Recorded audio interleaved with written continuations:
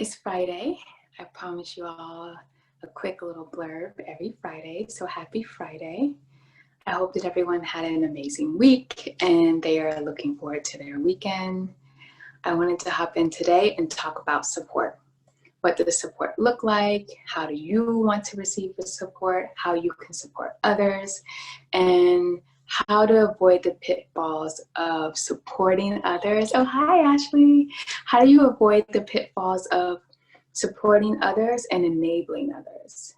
Or thinking you're supporting others, but trying to control others. So I want to talk about that today. So first we should go over what are all the different ways to support people. You have financial support, which a lot of people think about. You have emotional support, you have physical support, you have intellectual support, and you have distance support. So these are all the different ways that you can support people.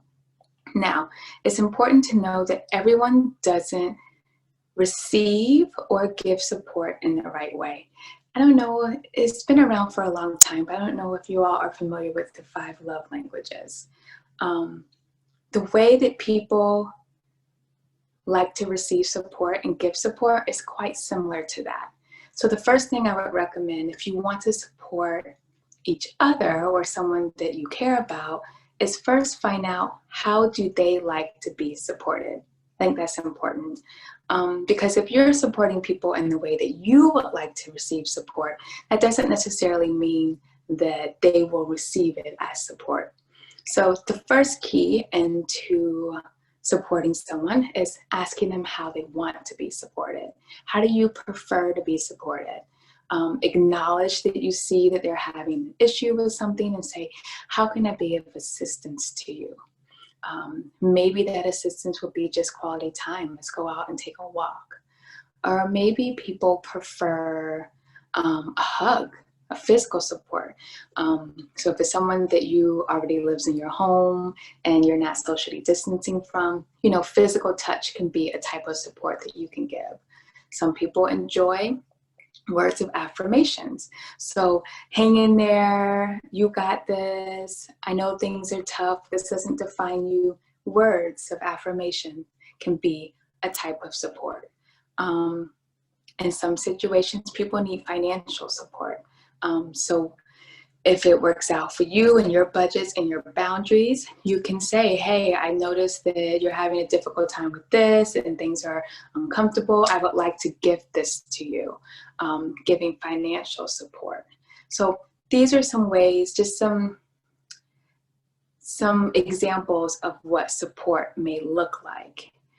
I wanted to talk about support specifically today because I think that during 2020, a lot of people have had experiences where they needed more support than they're used to.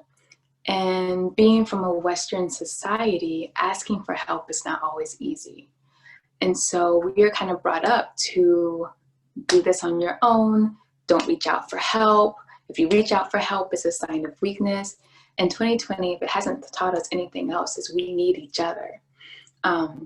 So let's say you're having a difficult time with social distancing and the COVID-19 pandemic. Let's say you're having a difficult time with the second wave of civil rights and everything that's going on with the world. And then we have the elections are coming up. Let's say you're having a very difficult time just dealing with the election noise that's happening around us. I want to teach you how to ask for support because that's important, you asking for support. First, I think you should think about what is going to help me feel better. And so whether it be talking to a friend and explaining your experience and how it's affected you. So you have that. Maybe you need to have a Zoom call. Or maybe you need physical touch. Maybe you need to reach out to someone who is on the same level of pandemicness and have a face-to-face meeting where you can hug and embrace. Or maybe during this whole thing, there has been great financial struggling, or, you know, a lot of people have lost their jobs. I know in particular, some of the people in my community, the yoga community, you know, yoga studios are closing down. They are having trouble. So maybe the way that you will feel most supported right now is, yes, some words of affirmations, but I need help financially just to be able to eat and to live. And so these are things that you can think about. How do I need to be supported? How will I be lifted up the most? And then reach out to your trusted circle, people that you care about, people who you know care about you, and say, I need help. Can you help me? And that's not always easy to do. It's not always easy to ask for help. I particularly want to talk about mothers and how, I don't know about you all, but for 6 months I was at home with my kids. We didn't go anywhere. We were being pretty safe. And from March till like right after Labor Day, we were home. And I thought about a lot of people who were also home with their kids and trying to work, or even people who didn't have the luxury of being home, that they were essential workers and they had to go out. And I thought, do they know how to seek help? Do they know how to ask for support from the people around them? Or are they trying to juggle all these things themselves and in turn making it more difficult for them? So I want to just clear all the myths that asking for support is a sign of weakness. That's not true. Asking for support is not a sign of weakness. It is helping you be a more balanced person. So whether you are a mom doing 2020, or you are an essential worker doing 2020, or whether you were in the hospitality industry, or the fitness industry, or yoga, and you find yourself just, your whole foundation has been snatched away from you. Asking for support is something that you can do. Again, in those ways, emotional support, you can also financial support, physical support, intellectual support, those types of things. I know for my e-course, before I went live, I sent it out to some beta testers, and I needed their intellectual support. I needed them to go through the course, and I needed them to give me good feedback. So that was me asking for intellectual support. Something else I want to chat about is, when does support turn into codependency? Because there's a fine line there. Codependency is not being able to have your own needs and wants, and they're always enmeshed with someone else's. And so there is a lot of support, but it's almost like that group, that there's one brain and we're all working off of that. And so everybody's needs aren't being met. So I want to watch out. I want you all to watch out for codependency or enmeshment when you're doing support. And some signs of that are, in a family or in a relationship, one person is always taking and the other person is not.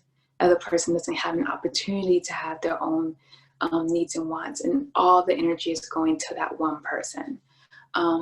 Something else to watch out for is when you are having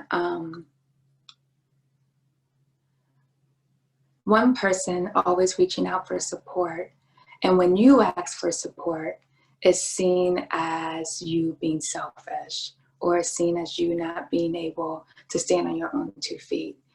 That's something to watch out for as well when it comes to when support turns not so great.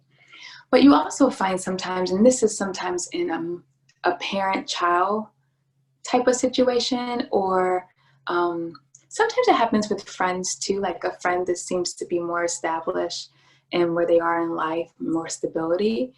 Support, it comes off like it should be support, but it's really just control. Like, you should be doing things this way because this is the way I did them.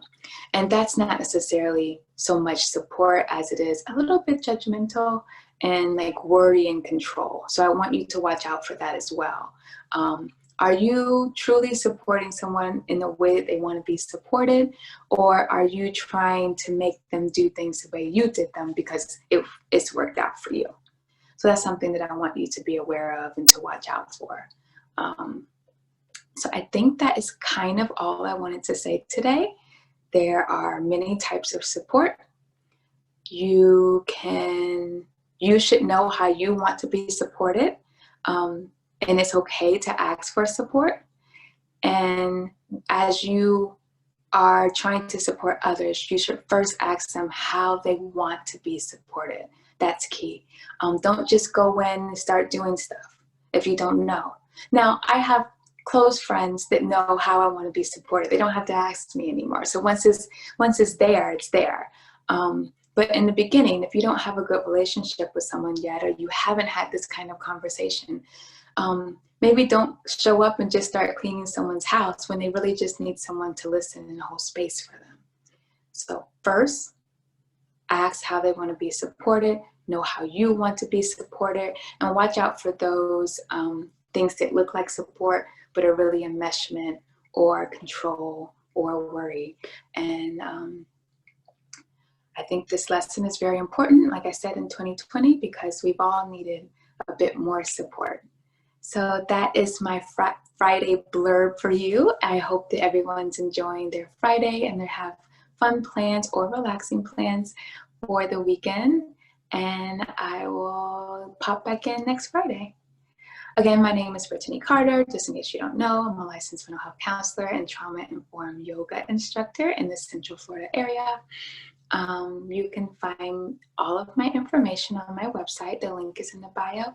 And I also just birthed my first e-course that is also in the bio, More Than a Mother. So I'm happy that you are here, and I will see you next Friday.